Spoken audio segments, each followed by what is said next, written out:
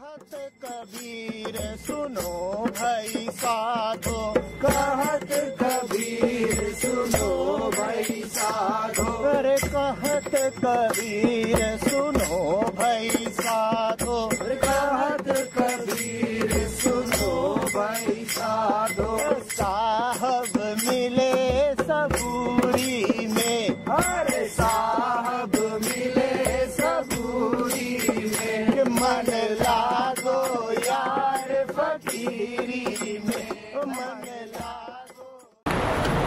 Is life not ultimately a hall of mirrors? I don't know what is meant by that. There is somebody outside the hall who can see that all this is happening. Yes, you project your world. It's possible to see that you are doing that. So life is outside that hall as well. And real life is only outside that hall. That hall is such an illusion.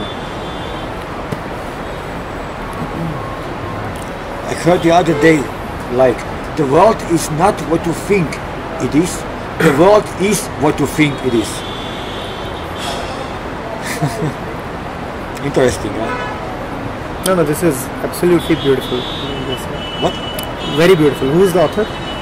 I heard it on Muji and someone, but he was quoting someone. Who was he quoting? Who is the author? I'm not sure if he quoted Ramana Maharshi or Papaji. I'm not sure. Some one of them. What's the quote? The world is not what you think it is. The world is just what you think it is. Great. I have distorted the quote a little. Yeah, I agree on this one. Yes, this just brings a little more clarity. Yes, I have brought in the just to clarify the quote. So, in terms of surrender, the passive side of it seems easier to accept things, or maybe to let our desires come without chasing them. But then, to really live by surrender. No, you can chase your desires. There is, you are free to chase your desires. Just write it down for me. Okay. So how about if our actions are meant to come forth from surrender? No, you can surrender and in surrender chase your desires. You can chase your desires in a surrendered way. Why can't you? Okay. Can you clarify more what you mean by surrender? There is no meaning in this. It is just that you are chasing the desire and yet the chase is not primarily important to you. You are chasing it with all the energy that you have. And yet it is not very important. You are prepared to die for your desire. And yet you do not think the desire is very important. That's what I am saying. The desire is such an overpowering desire. You are fully committed to it. And yet there is something that you are more committed to. Yes, I think that's a hard one with the surrender. In practical terms. No, it is not hard at all. It is hard only when you try to think of it. It is, whether we respect him or not is a good quotation, what I consider good. Maharishi Mahesh Yogi, a journalist, asked him, what is enlightenment? He says it's to realize or accept or recognize that everything is perfect as it is exactly. And he said, well, why you put so much effort into try to uplift the world? And he said, that's part of the perfection. One can go a step further and say enlightenment is to feel free of the obligation to realize. You don't even need to realize anything to call yourself enlightened or to be enlightened. I may have misquoted him, but even the obligation to realize or know, freedom from that is enlightenment. We say we do not know, then we say when we know we are enlightened. Fact is, whether or not you know, you are already enlightened. So you are free even of the obligation to be enlightened. And that absolute freedom to not to be enlightened is enlightenment. I look at the Gita saying something similar. There's no attachment to the fruit of action. So action is done, or action will arise from a place of complete fulfillment. So there's no attachment to what you're actually doing. Whereas when we're seeking or we're eating to taste something nice or whatever it may be in life, it's for that purpose. That's that drive, striving for that fulfillment. So action can arise from a place of fulfillment, and then it's just action. Yeah. So then what you're doing is There is a beautiful story that Osho was fond of telling. You know, you would have heard of Tansen, the musician. Tansen. He was one of the jewels in Akbar's court. So he was the most accomplished musician, and Akbar was fond of him. So Akbar asked him that, you are the best one. There can be nobody as your peer. Now who taught you all this? Who is your guru? Tansen said, my guru is still alive. He lives by the river. So Akbar said that, if you are so wonderful, I would want to meet your guru. Tansen said he won't come to the court. You will have to go to him.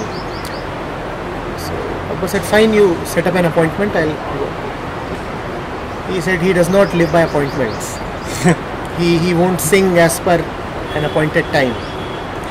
You will have to be somewhere and wait for him to sing. Now this was a little too much for the emperor, but he said, fine. So Tansen took him and they waited for long without disturbing. The guru was living alone by the river. It was a small forest or something. And these two kept waiting. And then after a while it was night. And there was the moon and silence. And this fellow starts singing. And Akbar is mesmerized. He says, I used to think that you are a wonderful singer, but your guru, he is a different dimension. You practice so much, and he is just singing spontaneously. He doesn't even seem to be practicing. How come there is so much difference in the quality? Tansen replied, I sing as your employee, as a member of the court. I sing so that I get something. He sings because he already has something. That is the difference between action coming from fulfillment and action aiming towards fulfillment. Whenever action will aim towards fulfillment, it will be crude and vulgar action, not having that fine beauty and subtle quality. Whenever the action will arise from the point of fulfillment, it will be beautiful. Beautiful even if worldly, unacknowledged, unknown, or even a failure.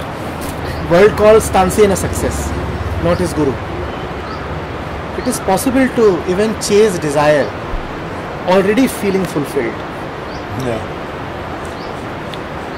I'm already alright, now I want to chase desire. Because, yes, it's just fun, right? But if I don't get it, okay. And I think everyone has experienced it. No. I want to be fully in the game. If I don't get it, I'll cry. That's the rule of the game. If I get it, I'll celebrate and party. If I don't get it, I'll bang my head and I'll cry. I won't pretend that it is okay. If I am in the game, then I must play it passionately. So I'll try hard, and if I get, I'll celebrate. And if I don't get, I'll go into mourning. That is real immersed action. I really feel bad if I don't get it. It's not that I'll say, oh, I'm indifferent. If you're saying you're indifferent, then that's a humiliation. Then you are insulting the desire. You must respect the desire. But there is a risk. If you don't have enough awareness, then you can be caught up in the next desire, and then you can get lost in this play. Risk is there only if you keep talking the language of ifs. The more you say that if you don't have enough awareness, you have surely said that you don't have enough awareness. So don't even say that. Faith is something that opens up only when you go to it. The more you believe in it, the more it becomes true for you. The less you believe in it, the less it remains visible. So you have to work with the absolute certainty that you are already home. And now that you are already home, you are free to wander. Go wherever you want to. But never begin with the assumption that you are homeless. That's true. True freedom of will. But also, what is will? What is free will? Free will is your own will. Your own will arising from your freedom. But is there freedom if you are conditioned? Freedom will express itself only through conditioning. How else will freedom express itself? This body itself is conditioned. Yes, of course. Freedom will not dance as Freedom. Yes, of course. Even the dance of freedom will depend on your two legs and your body and the gravitation. So freedom expresses itself through Prakriti. That's the danger with scriptures. If you do not read them from the right center, they will reflect all that is in your own mind, just like the Hall of Mirrors. You can easily quote the scriptures to mean exactly what you intend to say. So even with a very misguided mind, you can still come up with the most beautiful of quotations. Something I read that illustrated or helped me understand this was if a pickpocketer meets a saint, so if a pickpocketer meets a saint, all he will see is a saint's pockets.